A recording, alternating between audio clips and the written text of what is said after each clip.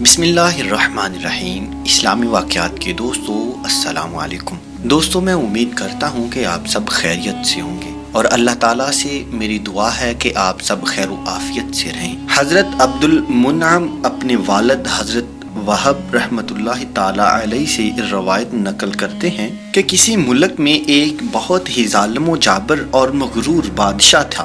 اس نے اپنے لیے ایک عالیشان محل تعمیر کروایا۔ جب محل تیار ہو گیا تو بادشاہ محل کا معائنہ کرنے کے لیے سپاہیوں کے ہمراہ محل پہنچا اور پہلے اندر سے محل کا سارا معائنہ کیا۔ اندر سے محل دیکھ لینے کے بعد بادشاہ محل سے باہر آیا اور محل کے چاروں طرف گھوم کر محل کے محل وقوع کا جائزہ لینے لگا۔ محل کے گرد چلتے چلتے ایک جگہ بادشاہ رک گیا۔ محل سے کچھ فاصلے پر اسے ایک جھونپڑی نظر آئی۔ بادشاہ نے پوچھا کہ ہمارے اس عظیم الشان محل کے قریب یہ جھونپڑی بنانے کی کس نے ہمت اور جرت کی ہے؟ لوگوں نے بتایا کہ چند دن پہلے ایک مسلمان بڑھیا نے یہ جھونپڑی بنائی ہے اور اس کے اندر وہ اپنے رب کی عبادت کرتی ہے۔ بادشاہ نے تکبر سے کہا کہ ہمارے اس عظیم الشان محل کے پاس اس جھونپڑی کا کیا کام؟ اس جھونپڑی کو فوراً توڑ کر گرا دو۔ چنانچہ بادشاہ کا حکم ملتے ہی سپاہیوں نے غریب بڑھیا کی جھونپڑی کو ملیا میٹ کر دیا۔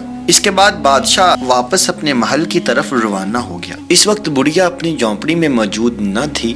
جب وہ واپس آئی تو اپنی جھونپڑی کو ٹوٹا اور گرا ہوا دیکھ کر لوگوں سے پوچھا کہ میری جھونپڑی کس نے گرائی ہے؟ لوگوں نے بتایا کہ ابھی بادشاہ آیا تھا، اس کے حکم پر اس کے سپاہیوں نے تیری جھونپڑی کو گرا دیا ہے۔ یہ سن کر وہ بڑھیا بہت غمگین ہوئی۔ اس نے آسمان کی طرف دیکھا اور یوں اللہ سے دعا کرنے لگی، اے خالق کائنات، جس وقت میری جھونپڑی گرائی جا رہی تھی میں یہاں موجود نہیں تھی، مگر اے میرے رب، تجھ سے تو کچھ پوشیدہ نہیں، تجھے تو ہر چیز کی خبر ہوتی ہے۔ اے میرے پروردگار، تیرے ہوتے ہوئے تیری ایک عاجز بندی کی جھونپڑی توڑ دی گئی۔ اس بڑھیا کی آہذاری اللہ تعالیٰ کی بارگاہ میں مقبول ہوئی اور اللہ تعالیٰ نے جبرائیل علیہ السلام کو حکم دیا کہ بادشاہ کے محل کو بادشاہ اور اس کے درباریوں سمیت تباہ و برباد کر دو۔ چنانچہ حضرت جبرائیل علیہ السلام نے پلک جھپکتے ہی